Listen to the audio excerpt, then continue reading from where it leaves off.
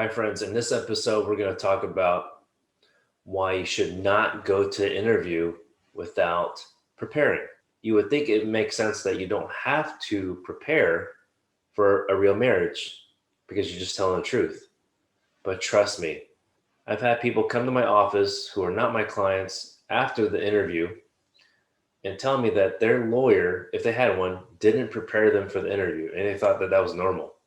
Now, I'll tell you, it is not normal to not have been prepared if you had hired a lawyer for the case itself, because that is the most important part.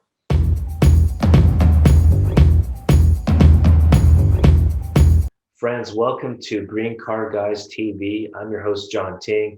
I'm an immigration lawyer in Texas. I practice in all 50 states of America and across the world, helping immigrants live and work in America legally.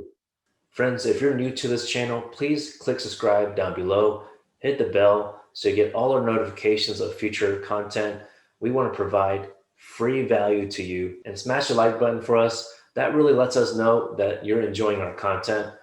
And leave a comment or a question. We really try to get back to you as soon as possible if it's a situation where we can answer in a public forum. Friends, you'll want to listen all the way until the end so you get all the tips. Today, I want to share 3 tips. Number 1, yes, you do want to go with the flow.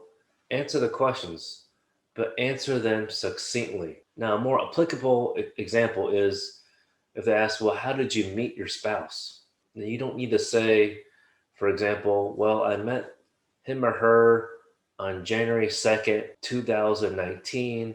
I met my spouse through a friend, and our mutual friend has been trying to set us up for the last couple months, and it just hasn't worked out because of the pandemic or for whatever other reason. They don't need to know all that. They just need to know when, who, if anyone, introduced you, where you met them, and then what happened after. That's a follow-up question that they would ask you. Okay, you don't need to go into the follow-up in the same question. For example, oh yes, I'm the one that initiated and proposed to her, because they're going to ask you who proposed to who. You don't need to give the whole entirety of your dating history in a follow-up in response to one question. Number 2, another reason why you need to prepare before an interview, preferably with an attorney, is that you can go through all the standard questions. But in addition to standard questions, is the most difficult questions that you never would have thought about in the first place, because you have no experience in this, which makes sense. So for example, and we always, at least our law firm wants to prepare our clients for the worst case scenario. For example, we've had a couple come to us after their interview where they actually had a different lawyer that did not prepare them, but the USCIS interview officer asked them, well, how many tattoos do you have? Now, I've personally never been asked that question via my clients, but though you literally need to know everything about your spouse. I've had a married couple come to our office after they had a horrible interview, and they just didn't realize that knowing each other's academic experience or academic credentials was going to be important for an interview, because they thought it's about their real marriage. Well, knowing each other's history and even work history is important. Now, their situation they had to go through, the USCIS officer did ask, what degree does your husband have? Where does your spouse work? Now, where they work makes sense that they know that, but they may not know exactly the precise work schedule, and that is critical. In terms of education, I believe that's also very important. I think that's honestly one of the first things you would talk about in the first couple dates. So, and you may have talked about that before, but it's not important to you now in your marriage, which I can understand. And that's just not something that you think about all the time, especially if you haven't been with your spouse for more than a year, for example. Number 3, the third tip is that you need to take this seriously.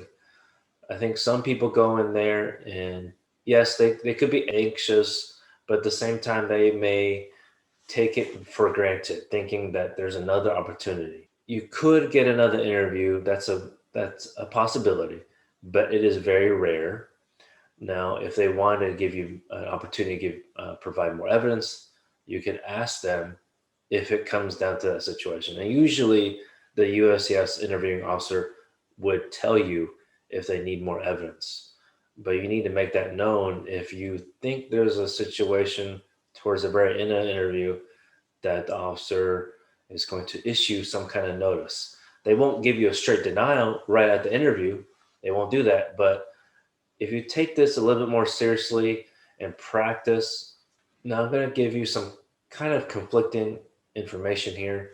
You want to be relaxed, but you don't want to be too laid back where you're not practicing preparing for this interview. Yes, you should know the facts of your own life with your spouse. Let's say if one of y'all have been working all the time or focused on parenting your child, then if you just go on a whim completely, then you may not remember some things like, what is the last gift you got for each other? Now that is actually a common question that clients, applicants get, are posed with this question. And for me personally, we don't normally give gifts on a specific holiday or birthday. We just buy the gift when we see something memorable or is meaningful. And that could be the same for you. So if an officer asks you, oh, what did you give for your spouse for their birthday? You might not exactly remember because you're trying to think back to the actual birthday, and you're thinking you didn't actually give something for the birthday because you got it for some other random date. So that's why it's important to practice these type of questions with your attorney. So at least you know what to say in a situation that, we didn't actually give anything for the birthday because we give gifts to each other throughout the year because it's meaningful to each other when we find a specific gift. So that's what I mean by you need to be prepared. Join our Facebook group. We have one called Immigration Guide and Support Living in America. You can also find it on Facebook by typing in our favorite phrase, Green Card Guys. In addition to immigration tips, we also share places to live, and why people are living there, school choice. So there's a lot of information that you can find. If you know someone that could gain value from this information, please share it with them as soon as possible. It would really mean a lot. Until next time, please continue wearing masks and stay safe.